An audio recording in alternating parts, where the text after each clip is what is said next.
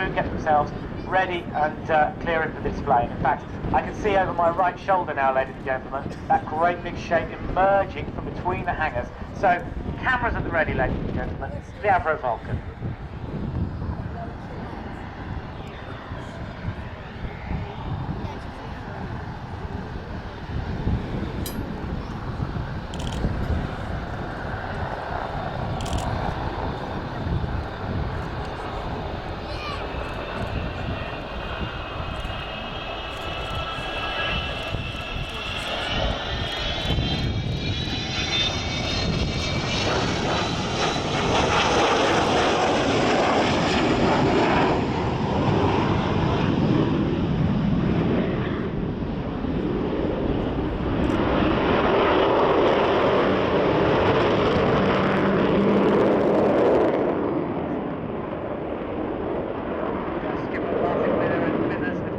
Thrust levers on those Rolls-Royce Bristol Olympus 201 turbojet engines, each engine developing 16,400 pounds of thrust, and you can see pushes the aeroplane around extremely impressively for an aircraft of this size.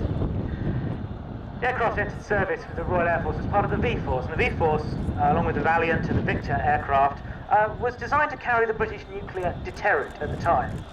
When submarine-launched nuclear missiles arrived in the mid-1960s, Vulcans lost the responsibility of providing the quick reaction alert nuclear deterrent, and they became tactical, low-level, conventional bombs.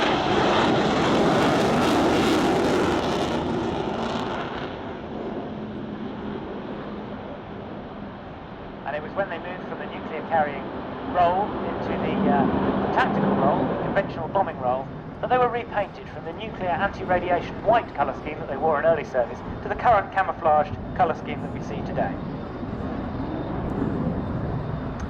Now, this particular aircraft, XH558, as if I need to say the serial number, this was the first B2 version of the Vulcan into RAF service, served with Bomber Command, and joined that command in 1960. This aircraft, in fact, first flew on the 25th of May 1960, so her birthday was sort of six-ish weeks ago, something like that. And she served with 230 Operational Conversion Unit, and then with 101, 44 and 50 squadrons.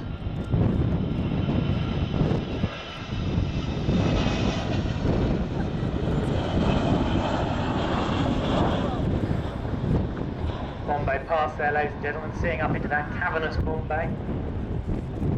Originally designed to carry the nuclear weapons that we fitted with bomb racks, carry a number of different conventional bombs. We'll talk a little bit about the operational service that this aircraft saw in the South Atlantic later on.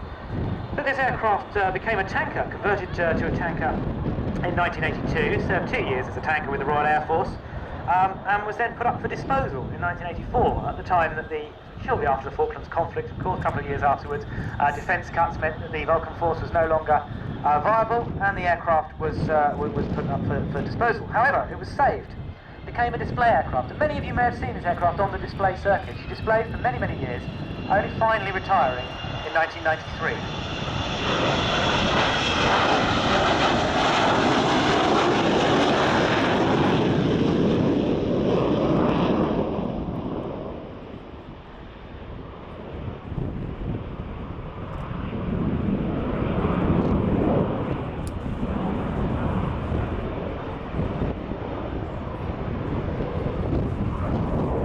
The aircraft was originally conceived as a nuclear deterrent. It never dropped a nuclear weapon, deployed a nuclear weapon in anger, fortunately. However, when the South Atlantic War and the Falkland Islands came along, it was decided that these aircraft would be suitable for bombing the runway at Port Stanley, what became later known, or codenamed as the Black Buck missions. And it was an incredible story as to how these missions took place. The aircraft were at the end of their operational service. Their air-to-air refueling capacity had been removed several years previously, as it was never thought that they would see operational service again. They were serving mainly as tankers or as second-line aircraft. And the Royal Air Force were pressed very quickly to getting these back suitable to drop conventional weapons, and then working out how they were going to get them, all the way from the Ascension Islands right the way down to the Falkland Islands, to drop conventional bombs on the runway at Port Stanley to stop the Argentinian forces using it offensively against the British task force.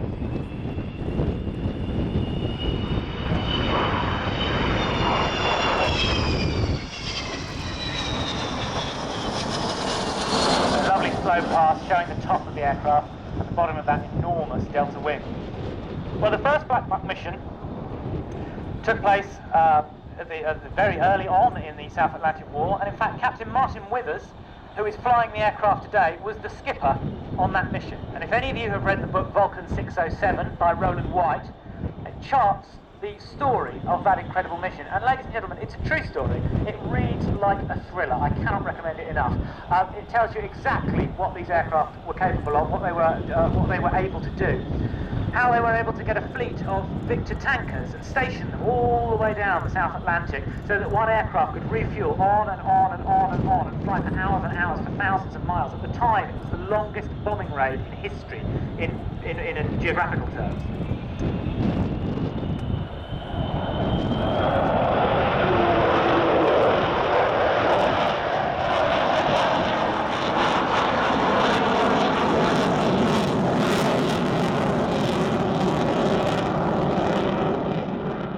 Power there, accelerating uphill, that enormous roar from those engines setting all the car alarms off. The aircraft were capable of dropping 21 1,000-pound bombs on the runway at Port Stanley. They hit the runway directly with two of them, and of course, ladies and gentlemen, this is in the era before guided weapons. These were conventional bombs dropped very much as they did during World War II using a bomb sight. It made the runway at Stanley unusable for fast jets, and it made the Argentinians realise that even their own mainland was not safe from the Royal Air Force, despite the distance from the UK mainland. Martin Withers won the Distinguished Flying Cross for that mission, and he's joined today by Bill Perrins, who is an ex-Black Buck aircrew as well. He's in the cockpit as well.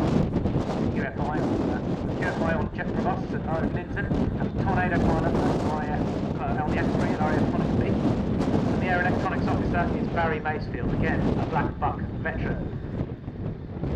So an incredible crew, an incredible display. Ladies and gentlemen, this aircraft would not be in the air if it wasn't for the generosity of the public, but also the generosity of the companies that have helped keeping it there. I'm talking specifically of AD Holdings, Air BP, BAE Systems, EADS, Goodrich, Jefferson, Judd Power, Kersley, Meggitt, Messier Duty, Rolls-Royce, and Sudley.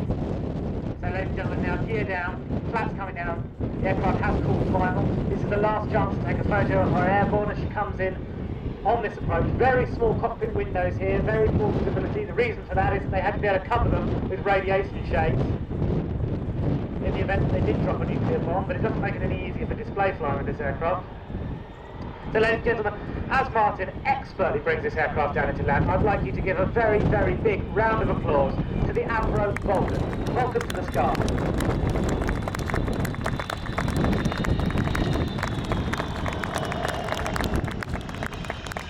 And you imagine, ladies and gentlemen, that aircraft is a similar complexity, a similar era to Concorde.